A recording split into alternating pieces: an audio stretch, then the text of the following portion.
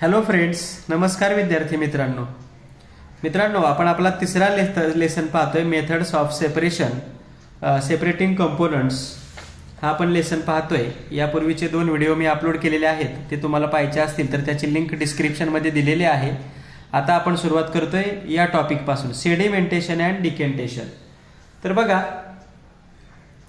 सेडिमेंटेशनला मराठीमध्ये अवसादन म्हणतात, म्हणजे गाळ खाली बसवणे थोडक्यात. ओके. आणि निवळणे तर तुम्हाला माहिती आहे क्रिया कशी आहे ती. पाणी निवळतं कसं ते, आणि ते कसं करायचं ते आपण आता इथं पाहूया.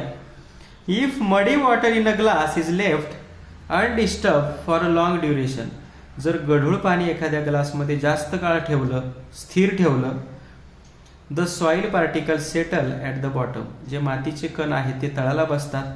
If that water is carefully poured into another glass, जर तेच पाणी आणि वरचं जे पाणी आहे, जो गाळा आहे तो खाली बसेल आणि वरचं जे पाणी आहे ते आपण दुसऱ्या ग्लासमध्ये ओतलं तर आपल्याला स्वच्छ पाणी मिळतं. द सॉइल रिमेन्स बिहाइंड, आणि तळाला काय राहते? माती राहते. The process where insoluble heavy solid particle settle at the bottom is called sedimentation. अशी प्रक्रिया, अशी प्रोसेस की जेथे अविद्राव्य घटक, म्हणजे जे विरघळत नाहीत त्या घटकामध्ये, पाण्यामध्ये किंवा कुठल्याही द्रवामध्ये, ते हेवी असतात आणि असं शांत जागी ठेवल्यानंतर ते खाली बसतात तळाला, त्या प्रक्रियेला म्हणतात sedimentation. And by tilting the vessel the liquid can be slowly poured out, this is called decantation. आणि हेच स्थिर असलेले कण तळालाच ठेवून आपण ते पाणी दुसरीकडे ओतून, किंवा ते जो लिक्विड आहे तो दुसरीकडे ओतून घेऊन सावकाश काढून घेणं, याला काय म्हणायचं? डिकेंटेशन, निवळणं असं म्हणायचं. ऑलवेज रिमेंबर, नेहमी लक्षात ठेवा. बघा, sometimes during the rainy season muddy water comes through the taps, नळाला काय होतं? आपल्या गढूळ पाणी येतं. Such muddy water is clean using alum, हा शब्द नवीन असेल तुम्हाला. ॲलम म्हणजे तुरटी.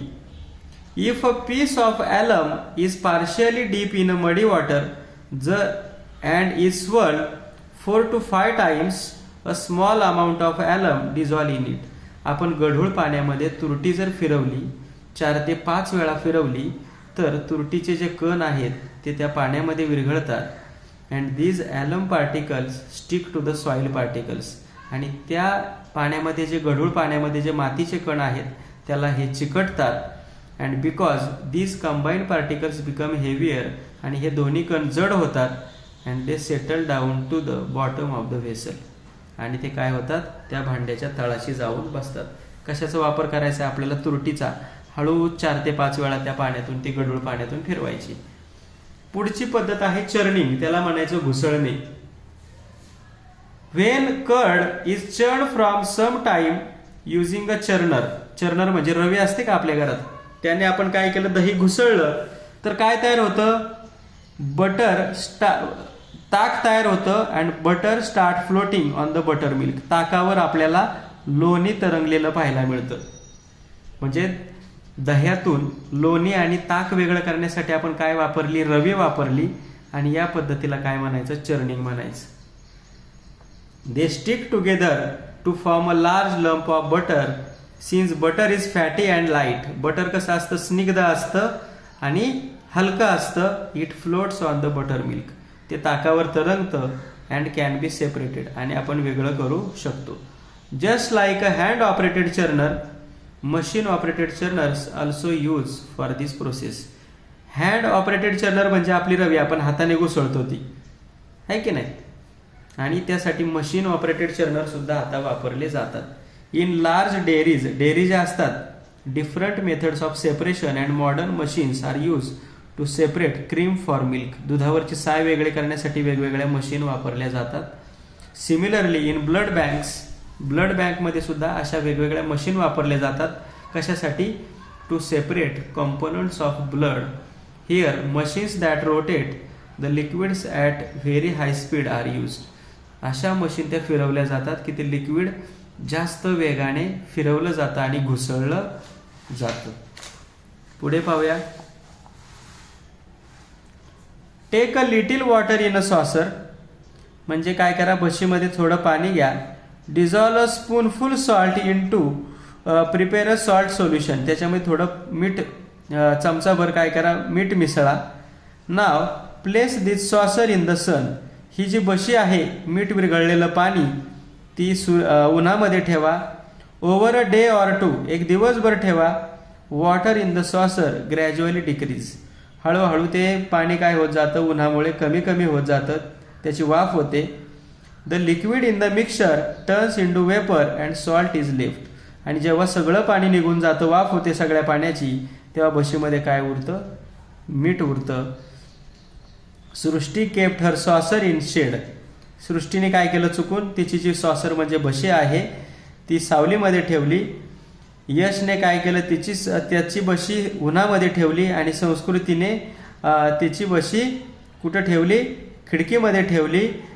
आणि विथ अ कॉन्स्टंट ब्रीज, तिथं सारखी हवा येत होती. In whose saucer dry salt will be collected first.